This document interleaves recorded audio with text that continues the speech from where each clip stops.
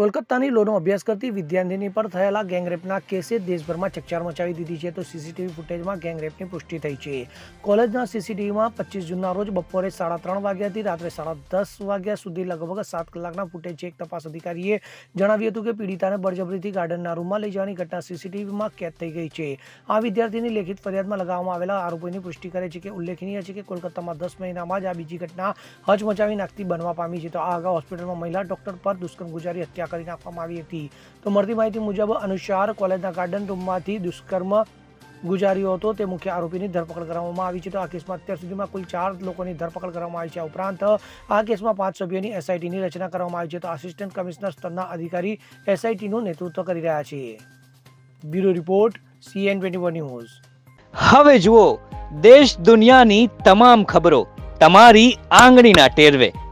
ઉઠાવો મોબાઈલ અને Google Play Store પરથી ડાઉનલોડ કરો અમારી CN24 ન્યૂઝ મોબાઈલ એપ.